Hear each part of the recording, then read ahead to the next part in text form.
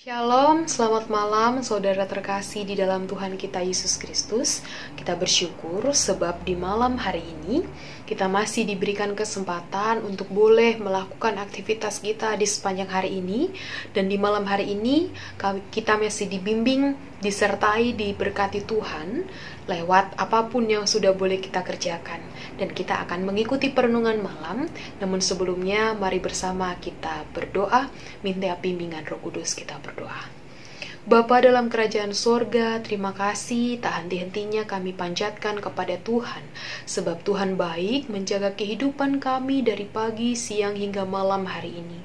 Bapa, ketika di malam hari ini pun kami yang datang dalam hadirat Tuhan, kami mau mendengarkan firman Tuhan. Kami mau disapa lewat kebenaran firman Tuhan. Biarlah hikmat Tuhan dan Roh Kudus Tuhan hadir dalam hati kami, dan kami boleh tetap diberikan kekuatan untuk boleh melakukan tugas tanggung jawab kami, dan juga kami mengerti firman-firman Tuhan yang sudah Tuhan firmankan kepada kami.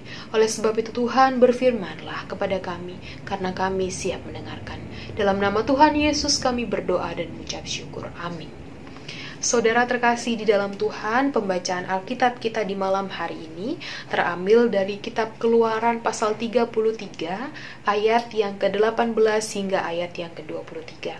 Kitab Keluaran pasal 33 ayat ke-18 hingga ayat yang ke-23, demikianlah firman Tuhan. Tetapi jawabnya, perlihatkanlah kiranya kemuliaanmu kepadaku. Tetapi firman-Nya, aku akan melewatkan segenap kegemilanganku dari depanmu dan menyerukan nama Tuhan di depanmu. Aku akan memberi kasih karunia kepada siapa yang kuberi kasih karunia, dan mengasihani siapa yang kukasihani. Lagi firman-Nya, engkau tidak tahan memandang wajahku, sebab tidak ada orang yang memandang aku dapat hidup. Berfirmanlah Tuhan, ada suatu tempat dekatku, di mana engkau dapat berdiri di atas gunung batu. Apabila kemuliaanku lewat, maka aku akan menempatkan engkau dalam lekuk gunung itu, dan aku akan menudungi engkau dengan tanganku, sampai aku berjalan lewat. Kemudian aku akan menarik tanganku, dan engkau akan melihat belakangku, tetapi wajahku tidak akan kelihatan. Demikianlah pembacaan Alkitab kita di malam hari ini. Saudara yang terkasih di dalam Tuhan, lewat pembacaan kita di malam hari ini, nampaknya ada satu keinginan Musa, yaitu Musa ingin melihat wajah Allah. Musa ingin melihat hakikat Tuhan. Kita bisa baca di ayat yang ke-18 tadi. Musa berkata, perlihatkanlah kiranya kemuliaanmu kepadaku. Sederhananya, Musa ingin melihat wajah atau hakikat Tuhan secara harfiah, secara mata ketemu dengan mata. Musa ingin sekilas melihat kemuliaan Tuhan. Wajah atau hakikat Tuhan ternyata tidak bisa dilihat secara jasmani atau dengan mata telanjang. Tuhan tidak mewujudkan keinginan Musa, sebab itu akan mengakibatkan kebinasaan bagi mereka. Di ayat yang ke-20 yang sudah kita baca tadi. Mengapa, pertanyaannya, mengapa Tuhan tidak berkenan menampakkan wajah kepada Musa? Sebab saudaraku, wajah Tuhan itu penuh dengan kemuliaan. Kemuliaan yang tidak dapat dilihat oleh manusia. Manusia yang penuh dengan keterbatasan. Manusia yang penuh keterbatasan tidak akan dapat melihat kemuliaan Tuhan yang luar biasa. Artinya, Tuhan tidak menaruh keinginan Musa untuk melihat wajahnya, karena Tuhan ingin melindungi Musa dan bangsanya dari akibat dari bahaya yang fatal. Kenapa? Karena hakikat Tuhan dan hakikat manusia itu berbeda. Tuhan sang pencipta dan manusia adalah yang diciptakan. Oleh sebab itu, tidak sepantasnya Musa sebagai manusia ingin melihat Tuhan mewujudkan keinginan Musa secara gamblang, supaya Tuhan memperlihatkan wajahnya untuk Musa lihat. Dan ternyata melihat kemuliaan Tuhan itu tidak dapat dilihat oleh manusia. Dari percakapan ini bersama Tuhan dan Musa, Tuhan memperbolehkan Musa hanya melihat dari sisi belakangnya saja. Kita bisa dibaca di ayat yang terakhir. Nah, saudaraku, apa yang dialami Musa menjadi pembelajaran kita di malam hari ini. Bagi kita yang percaya kepada Tuhan. Tuhan memang berkuasa. Sehingga kita yang penuh keterbatasan tidak akan mungkin mampu melihat wajah atau hakikat Tuhan yang asli. Tuhan sebenarnya sudah menampakkan dirinya melalui tindakan-tindakan yang menyelamatkan kita, saudaraku.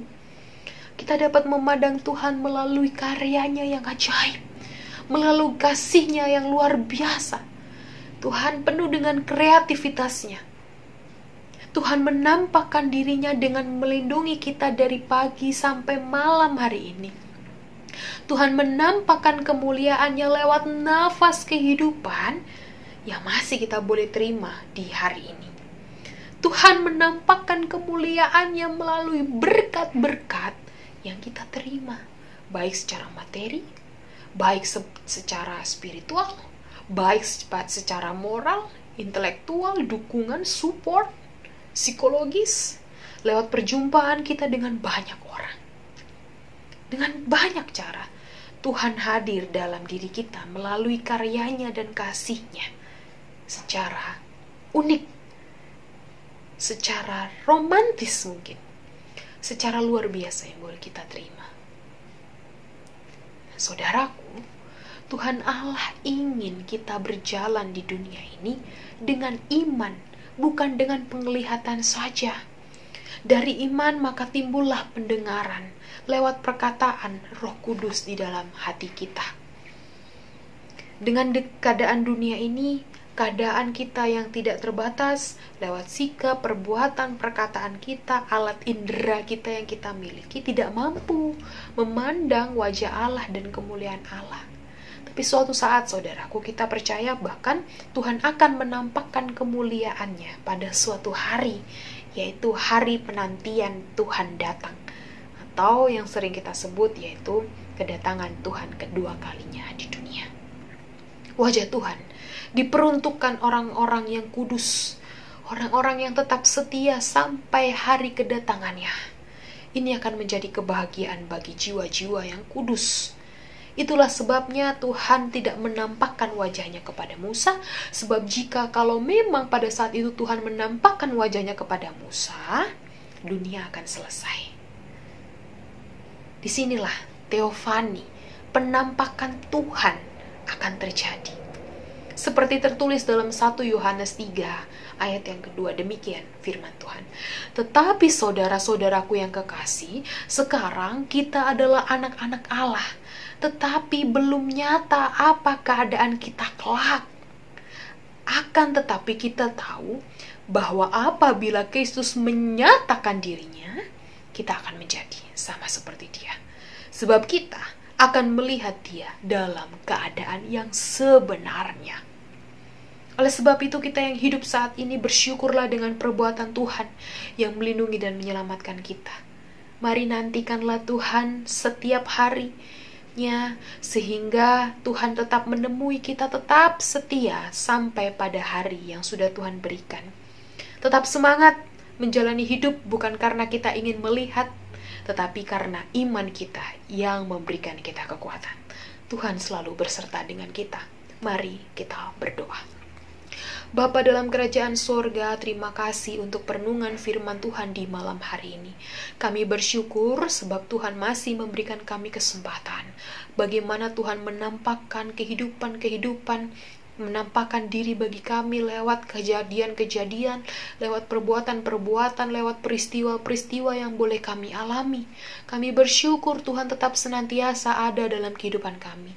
Oleh sebab itu, Bapa kami yang bertahta dalam kerajaan surga, biarlah kami tetap setia kepada Tuhan sampai pada waktunya. Ketika kami tetap mau menyerahkan diri dengan iman, percaya bahwa Tuhan akan memberikan kami pertolongan dalam lewat hal apapun yang Tuhan berikan bagi kami. Biarlah kami juga mengimani bahwa kami sebagai manusia yang terbatas, mungkin kami tidak dapat melihat kemuliaan Tuhan secara hakikat lewat mata telanjang, tapi kami mengimani Tuhan selalu hadir, menampakkan diri kepada kami lewat perbuatan-perbuatan Tuhan yang ajaib. Tuhan, ketika di malam hari ini kami akan melanjutkan istirahat malam kami, Tuhan berkati kami, berikan kami kekuatan, biarlah dalam istirahat malam kami tetap dibimbing dan disertai, sehingga esok pagi kami tetap siap melanjutkan tugas tanggung jawab kami dengan perkenan akan Tuhan. Ya Tuhan, kami siap. Kami akan beristirahat malam. Biarlah tangan kasih dan penyertaan Tuhan melingkup menyertai kami. Ini doa dan syukur kami Tuhan, di dalam nama Tuhan Yesus kami berdoa. Amin.